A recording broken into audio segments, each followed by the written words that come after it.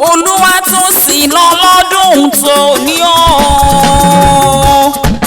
Sandra ọmọ Akínmúṣọlá aya Akínlọ́nà ogún ọdún ogún àṣeyẹ ogún àjọ̀dún orí kádùn orí rẹ̀ àfìrè lọ́jọ́ gbogbo. Màmá Oyíndàmọ́lá ogún ọdún tó ní ọ́. Oyin tó dàpọ̀ mọ́lá rẹ̀ kò ní pa ọ́ lẹ́kún lágbára Lédùmarè ọba dání wáyé. Màmá tèmi lolúwa ogún ọdún orí rẹ̀ àfìrè lọ́jọ́ gbogbo. Màmá ẹni adé okú ìyẹ́ ìdún ọdún owó ọdún ọmọ ọdún ìdùnnú ló sì máa ṣe lágbára ọlọ́run ọba.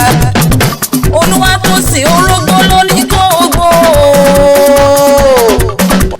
Ọ̀rọ̀ gbogbo tó ń pa ọ́ lẹ́rìn kò ní pa ọ́ lẹ́kún lágbára Elédùmarè ọba dání wáyé.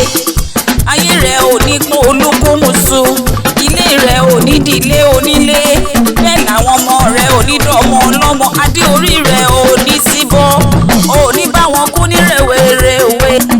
Fantastic alága ó ti bá wọn jáwé pẹ́pẹ́ kó pẹ́ láyé, ó ti bá wọn jáwé tẹ̀tẹ̀ kó tẹ̀lé yí pẹ́ o.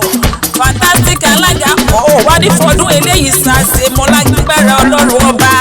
Olùkọ́ tó dá tó níyàn orí rẹ̀ ò ní burú láṣẹ Elédùmarè. Ọkọ ọba àdá ọba ìmọ̀ nísà lẹ́sẹ̀.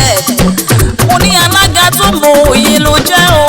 Ọmọ sọ̀rọ̀sọ̀rọ̀ àsọgbà yìí ní tirẹ̀ lọ́jọ́ gbogbo nígbà gbogbo onírìnrìn àjò àlọ́dé.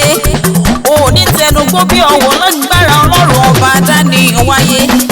Aya rere lọ́dẹ̀ ọkọ, ìyá rere fáwọn ọmọ rẹ̀, orí rẹ̀ ò ní burú láíláí.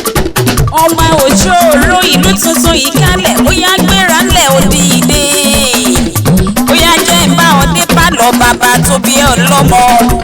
Ọmọ Ìkè Àdúwọ̀, ọmọ Kémúsànlá pé Fọlájí, ògbúrò ọlọ́lá odò, àsàmámà gbẹ, olùsù àyítì yìí, ọmọ olùsù àbùsẹ̀bẹ̀, àríyéra ọ̀ma, àrùkèrùgbà, anúgbàyà mánà ẹ̀bẹ̀sẹ̀, anúbo méjì má bàbọ̀ ọ̀kan jẹ́ nílé àwọn bàbá tó bí ọlọ́mọ.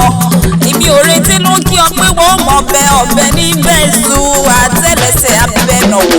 Gbogbo ẹni tó bá ní o má bọ̀ lọ nídé bá ń lé bó onífọdún eléyìí sáà ṣe mọ́.